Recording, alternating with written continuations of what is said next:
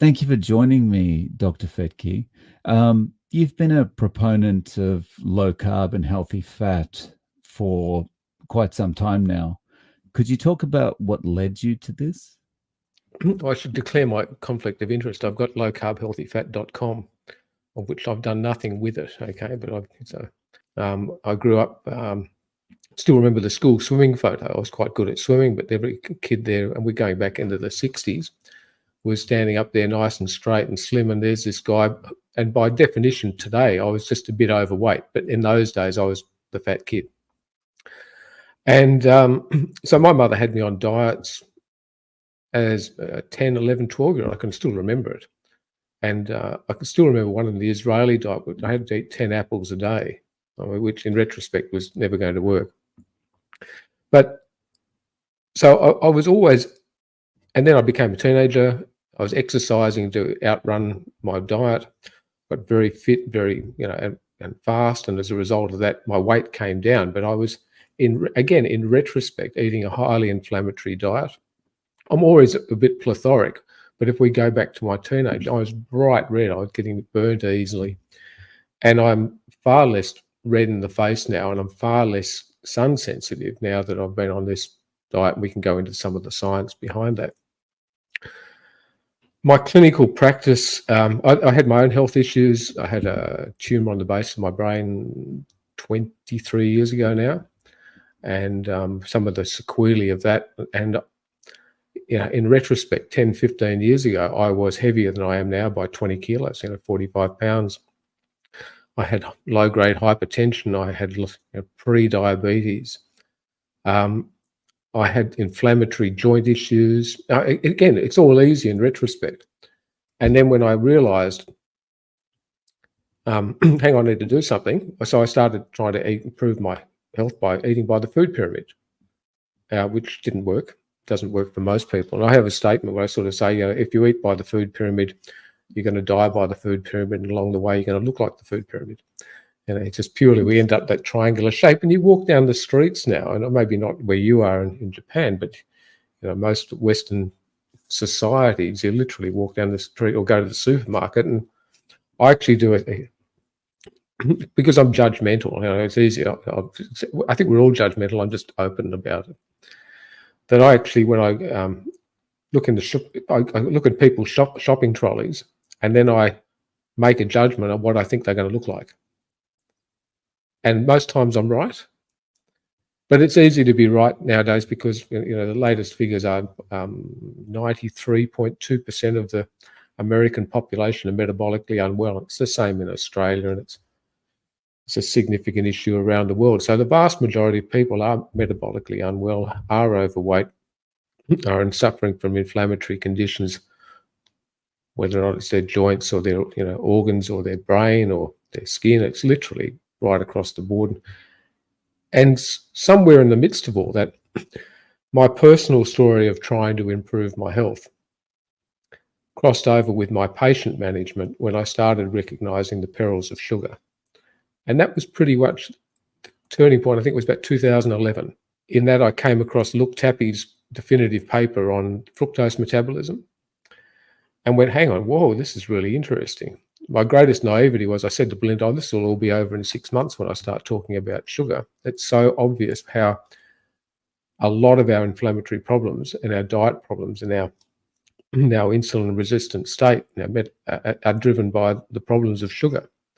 So I started talking about sugar. I cut my leg mucking around here in the bush just before Christmas. So I had to put my foot up. So I couldn't exercise, couldn't run around. And so I read David Gillespie's book, Sweet Poison, who's a lawyer here in Australia who'd written the book. And I said, no, this is crazy. He can't be right. What would he know? I'm a doctor. He's a lawyer. So I went out to try and disprove David both by reading around the topic and actually doing what he said. I cut out sugar, lost 8 kilos in 8 weeks by sitting around and doing nothing. And I went, hang on, whoa, this is... So I know David quite well. I've spoken publicly to him and with him about the fact I tried to disprove him, and all I did was find out I was agreeing and then finding more and more stuff. So in my practice, I started implementing this, encouraging people to reduce sugar. that evolved into where we are now, which is the concept of low carb healthy fat, or low carb, or keto when you go further down the track, or carnivore if you want to go really hardcore at it.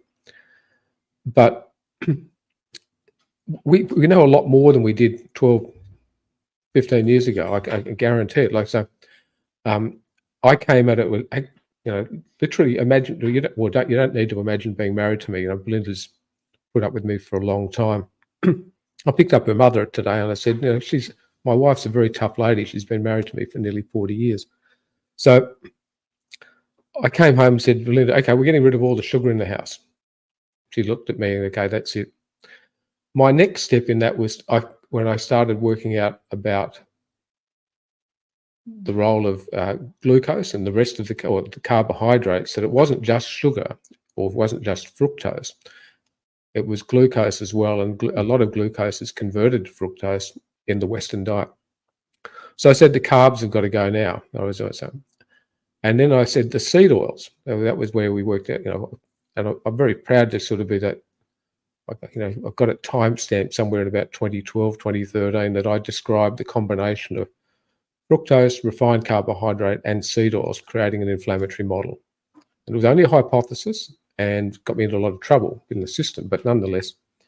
So I then came home and said to Belinda, okay, we've got to get rid of all the seed oils out of it. And she said, because everything, I'd go into the pantry and I'd throw stuff out. So, well, can't eat this, we can't eat this, it's poison. And she looked at me one day and she said, if you take away the bacon, you're out. So luckily bacon's on the agenda, right? So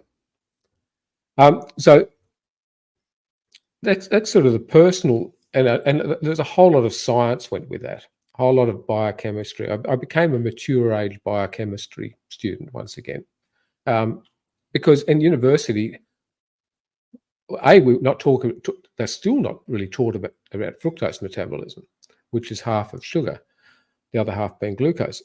We know in our textbooks, there's a fair amount about glucose, but there isn't much at all about insulin and the role of insulin, which then has a flow down effect on insulin resistance and a whole lot of metabolic disorders.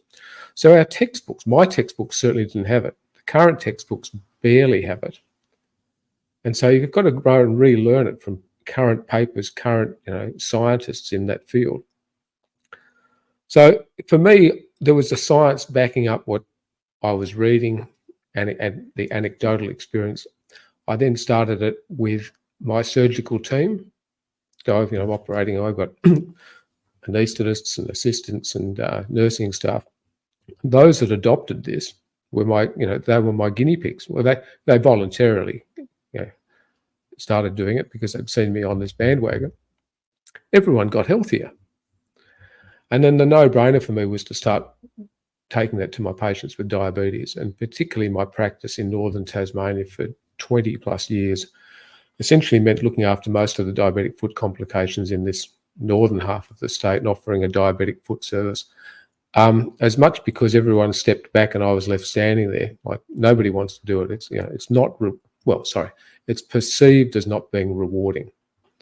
And literally, my clinics, where I used to see the occasional patient, ended up just being filled with not just the general orthopedic patients, but these patients with diabetic foot problems. And I see them regularly, week in, week out, trying to salvage their toes, their feet. We talk about a tsunami of modern disease, and that's what we've got.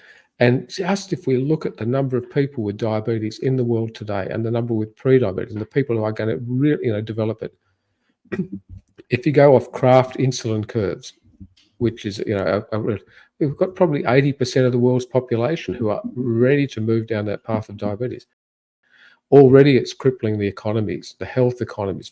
Let's take away the personal cost and the loss of personal ability, the loss of family ability, the reduced work times, just at the health cost. It's already crippling the economies.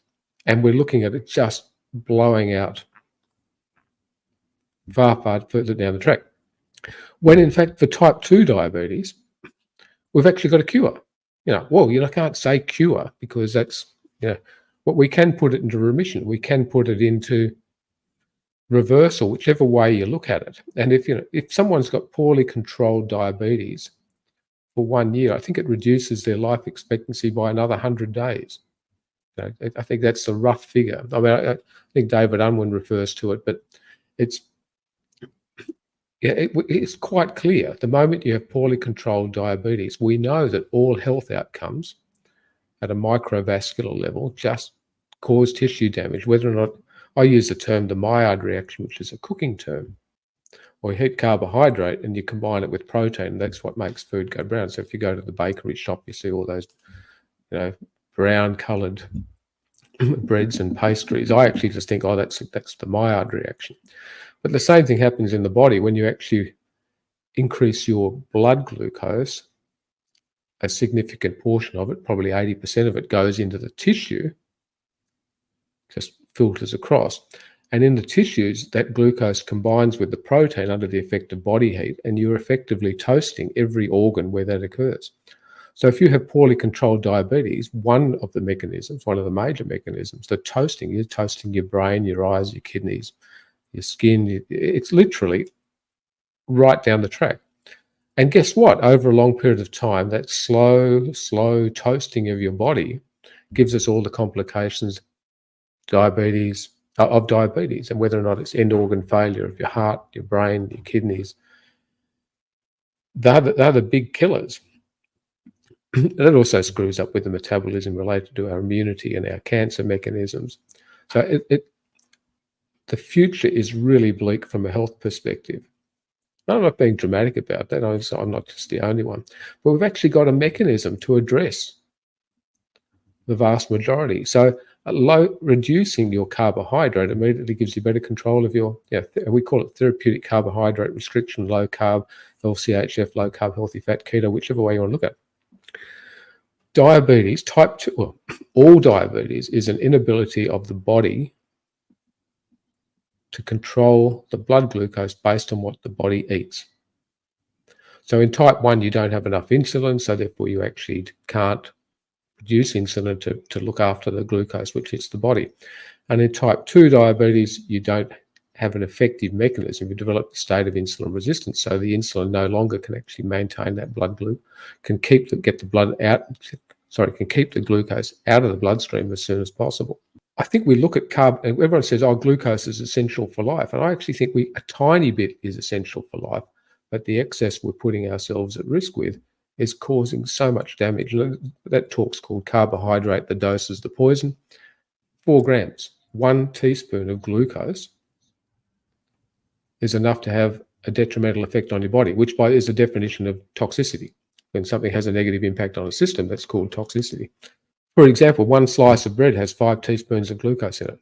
So literally at 1 teaspoon, we are seeing a detrimental effect on the system. My perspective is that when you eat glucose, the body does everything in its capacity to get it out of the bloodstream, which sort of makes sense because in nature, whenever we were able to get it, which was seasonally available fruit, was the time of plenty, and it was the time that our bodies ate all this sugar and carbs to store it as fat for winter hibernation.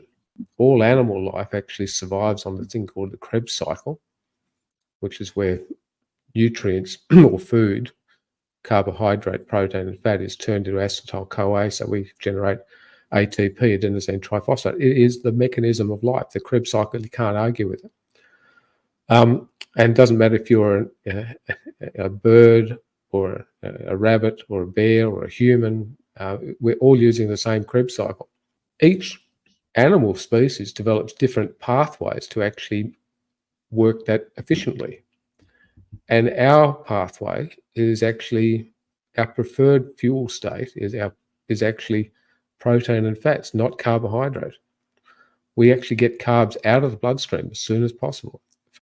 The low-hanging fruit in this topic is type 2 diabetes. It literally is. So that's the extreme situation where the system has exhausted all of its mechanisms for getting rid of glucose out of the bloodstream, whether it's type 1, type 2. So when you eat glucose, then you actually got to take medicine to actually get it out of the bloodstream. So there's medications which push it into the tissue. There's medications which stop you absorbing it. There's medications which actually make you pee it out more through the kidneys. And there's some that bind it in the bowel. So all of those medications have complications and side effects. The simplest thing is if you don't eat the carbohydrate, you don't need to have the medication.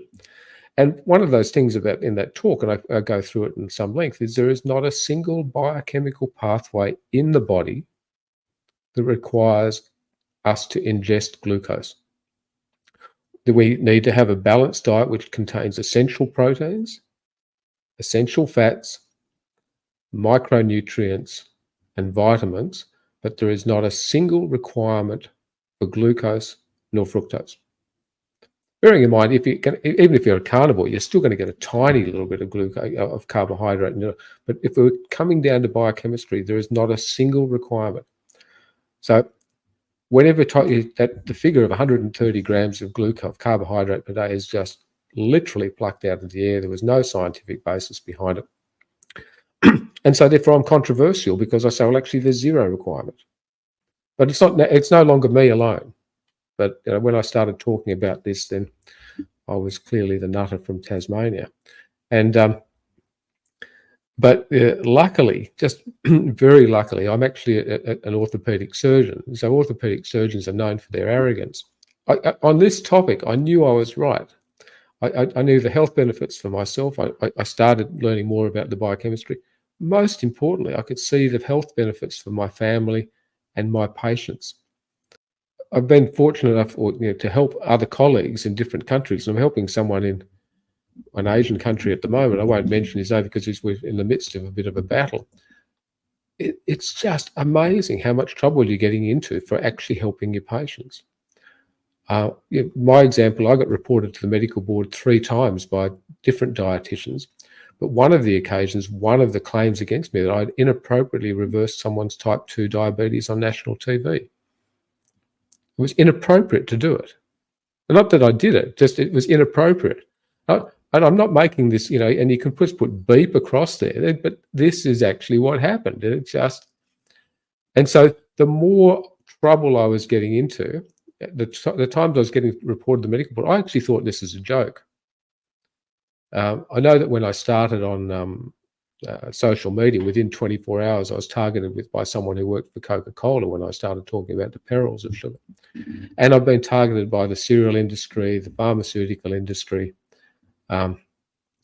In some respects, it's scary, and the other bits, as Belinda says, she says, he's just an orthopedic surgeon in the backwater of the world called Tasmania. And at the time I was getting targeted, I think I don't know, 1,000 people following me on social media, which, is nothing. I was one of the first doctors and surgeons to start talking about it and saying, actually, I'm sick and tired of amputating limbs and chopping off bits of feet. And the cause of that is too much sugar and carbs. It's an interesting situation because ultimately a lot of the people, by the time they've got that amount of disease that they're losing their limbs and their toes, the same microvascular disease has affected everything else. Like diabetes is a silent killer. Most of them have got a brain fog. Type 3 diabetes is dementia. A lot of them don't think very clearly. Their kidney disease, kidney function is falling away. And their heart disease is falling away. And these are silent. Diabetes is a silent killer. We come back to the nut allergy. I got criticised for saying, well, if you want to eat, sugar is just as allergic to glucose as you are to nuts. It's a slower death, but it's just as inevitable if you keep ingesting it. So one of the things about diabetes, people say, oh, it's not going to happen to me. Or they go along and they've got this blood glucose and they've got a HbA1c, which is a measure of glucose control. And so my doctor says it's not too bad. The range is not too bad. And you don't actually get diagnosed with type 2 diabetes until you've got a HbA1c of more than 6.5. My argument is that 6.49, does that count? But more importantly, if a HbA1c of greater than 5.8, is associated with increased risk of heart attack and cardiovascular disease and stroke. So you don't need to get to 6.5. So people say who are caring or treating, people who are doctors and the healthcare professionals who are treating people saying, oh, your HbA1c is 6.5, well done, are still missing the fact that that population that are above 5.8 are actually still going to die from their diabetes complications, and it's insidious. One of the things I had with my patients is in the acute situation, I was advocating for in hospital that they be given eggs, cheese, and a full-fat yogurt. I couldn't get that across the line. You've only got to look at hospital food to see that it's just full of carbohydrates and doesn't have enough micronutrients and literally doesn't have enough essential fats and proteins in there. Again, because I was criticizing the system, I was getting into trouble, but I was just basing it on biochemistry. So I was just advocating, could my patients in hospital be given eggs and cheese and full-fat yogurt? And I used to write it on the medication chart. I'd prescribe 2 eggs, like they've got all these drugs on there, and I'd be prescribing 2 eggs a day. And that was the only way I could get it, because that now, if anyone broke my prescription, that you can't tell a doctor you can't prescribe something. I mean, you can criticize him, but you can't. So I had to prescribe cheese and eggs. And literally with introducing those 2 simple interventions, I would watch leg ulcers, foot ulcers start to heal. I also had a group of patients that actually adopted low carb who said that when they were at home, they did not have diabetes, they had it in control. And when they came into hospital for something or other, they had type 2 diabetes again. So literally their type 2 diabetes came back just with hospital food. They'd go home, they'd eat better. And so, we can get better control of your type 2 diabetes within 6 hours, literally within hours of stop eating all the crap food. I'm not recommending anyone's brand, but I happen to have, the Libra Freestyle, because I've actually put those on, some mates from time to time and monitor them literally and watch their blood glucoses come down into a normal range and get control of their diabetes. I can't say instantaneously, but within 24 hours. And again, that's biochemistry, that's science, that's individualized healthcare. And so the government's not advocating those in type 2. I actually think that system costs $100. I think every single person in the world with type 2 diabetes should have a continuous glucose monitor stuck on their arm. They should be given some proper nutritional advice, and then they go home with that and they can experiment and see what food does to their glucose. And guess what? 99% of them are going to improve when they don't eat the carbohydrate.